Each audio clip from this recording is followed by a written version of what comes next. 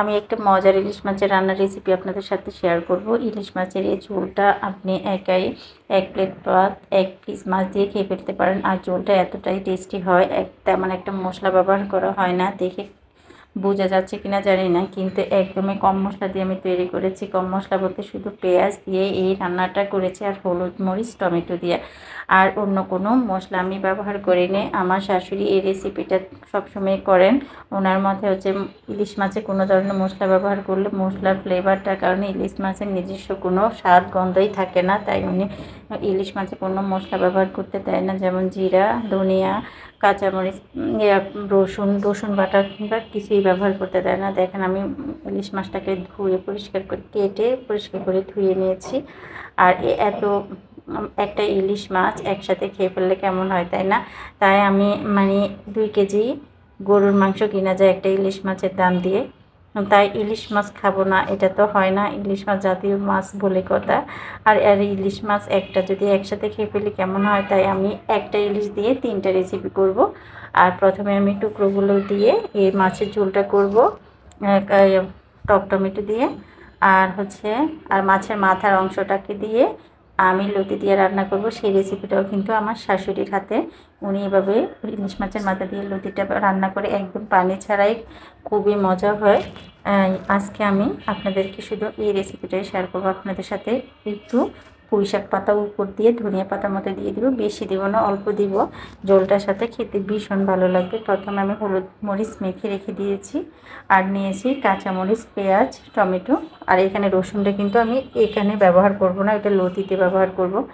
আমি টমেটো, কাঁচামরিচ এই মশলাগুলো দিয়ে আমি মাছটা রান্না করব। প্রথমে আমি হলুদ মরিচ মেখে রেখে দিয়েছি প্রায় 15 মিনিটের মতো। মাছটাকে এখন তেলে উল্টে পাল্টে একটু ভেজে নেব। আপনারা চাইলে কিন্তু কাঁচাও রান্না করতে পারেন, উনি বেশিরভাগ সময় কাঁচাটাই রান্না করেন, কারণ কাঁচাটা আরও বেশি মজা হয়। তাই আমি একটু হালকা ভেজে নিয়েছি, যেহেতু বাচ্চারা খাবে, কাটা বাছতে অসুবিধা যেন না হয়, সেই জন্য হালকা ভেজে নিয়েছি। প্রায় বেশি কড়া করে ভাজবে না, তাহলে যে অরিজিনাল ঝোলের যে স্বাদটা ওইটা পাবেন না।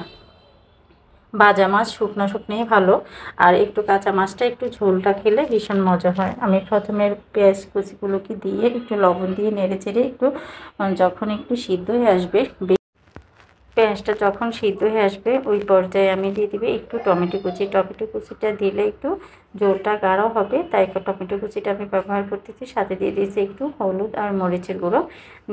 এই মশলা দিয়ে আমি রান্নাটা করে নিব। আর অন্য কোনো মশলা ব্যবহার করব না, কোনো জিরা, ধনিয়া বা রসুন বাটাও ব্যবহার করব না। সবগুলো মশলা একটু পানি দিয়ে ভালো করে কষিয়ে নিব।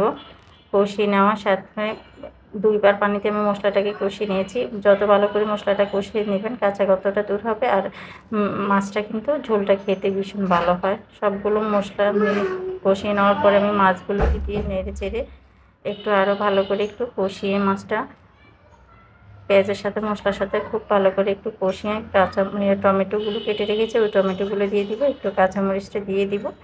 দিয়ে আমি একটু পরিমাণ মতো পানি দিয়ে, একবারে পানিটা ব্যবহার করব। পানি দিয়ে তারপরে যে আমি কিছুটা পুঁই শাক পাতা নিয়েছি, ওই পুঁই শাক পাতাগুলোকে একটু ছোটো ছোটো টুকরো করে কেটে উপর দিয়ে সাইডে দিয়ে দিব। আর প্রথমে কিছুক্ষণ কষিয়ে নেব টমেটো আর মাছটা, কিছু পানি দিয়ে একটু ভালো করে একটু কষিয়ে নেব, যেন মাছের ভালো করে হয়ে যায়, মাছের কাঁচা না থাকে। যদিও কাঁচা না, একটু ভেজে নিয়েছে, তারপর মাছটা যত ভালো করে কষাবেন আর ঝোলটা ততই টেস্টি হবে।